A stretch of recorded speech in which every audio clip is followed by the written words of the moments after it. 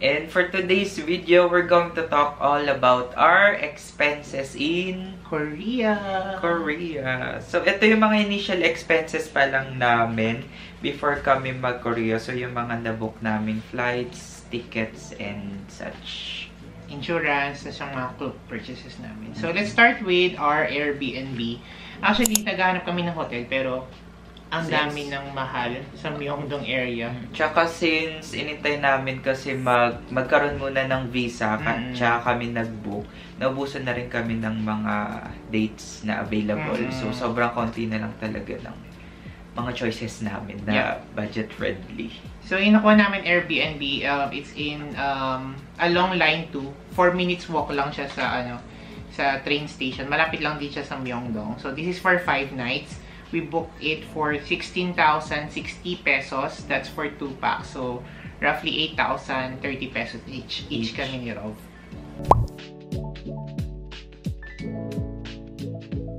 And then, yung sa flights naman namin to Seoul, dalawang airlines. Isang AirAsia tsaka Jeju Air, since yun yung much cheaper option namin. So, yung first is yung sa AirAsia papunta sa Korea. 5,628 per person yung nakuha naming flight. Since nga, medyo malapit na rin kami nag-book ng flights, kaya hindi siya sale. Pero mababa na rin naman yun siya. Yun na rin yung pinakamura. Yep. Oo.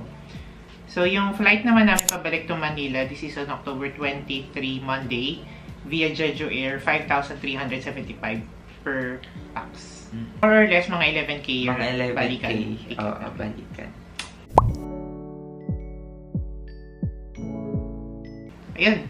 So, after that, sinecure na rin namin yung mga cloak tickets namin. Since gumawa na kami ng itinerary, so alam na namin yung mga places na kailangan ng mga tickets. First binook namin is yung Wi-Fi. Siyempre, pagdating mo daw, kailangan mo agad ng internet.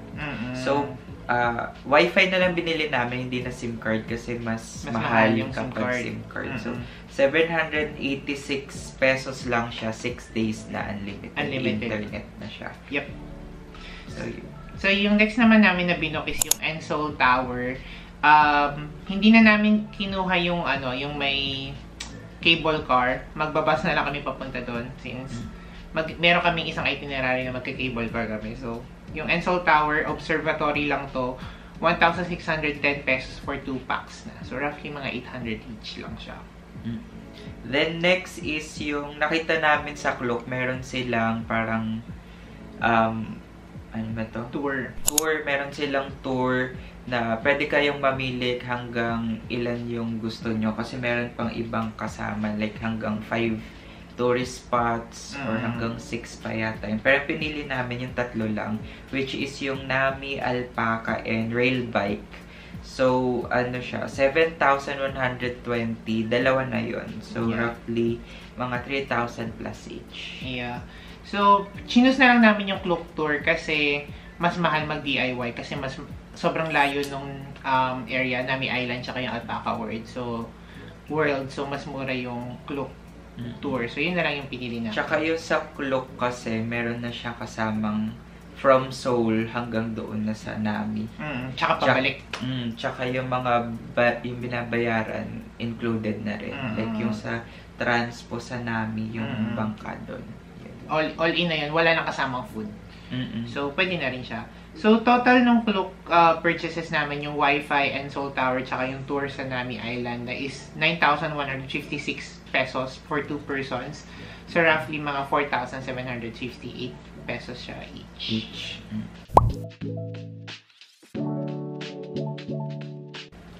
Then, next is travel insurance. So, marami namang murang travel insurance now. Like, yung kukunin namin is from GCash. G-Insure yung tawag. Ano lang siya, 700 pesos, dalawa na. So, 350 pesos each kami. Powered by ano rin siya? Powered by Standard Chartered na insurance company. So, okay na rin naman. Maganda yung benefits niya. Tsaka goods na rin na may insurance kayo, lalo na pag out of country, kasi minsan kapag mahigpit yung immigration, naghahanap talaga sila ng insurance. Tsaka who knows, baka kailanganin nyo kaysa mapagastos kayo na mas mahal, diba? I hope not. I hope hindi nyo magamit, pero mas magandang insured kayo. 350 pesos lang naman. So, yung last namin, hindi pa namin ito nababayaran, pero kasama na to sa pre-flight expenses, which is yung travel tax, yung babayaran natin sa airport.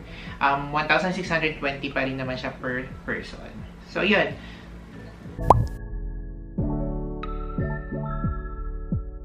So, yung naging total namin, hindi pa kami nakaka-alis dito sa Philippines, 25,761.90 pesos. Each na yun. Ayun, so, yun yung roughly na,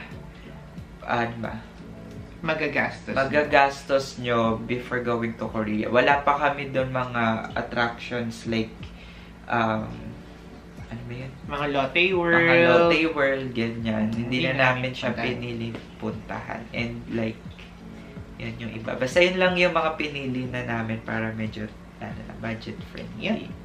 So, yung pocket money nyo naman is discretion nyo na yun kung magkano yung gusto nyong gastusin doon sa Korea. Ayun. Again, yung yung nagastos naman namin pre-flights, depende pa rin yun kung anong hotel yung mas preferred nyo, anong flights yung mas preferred nyo.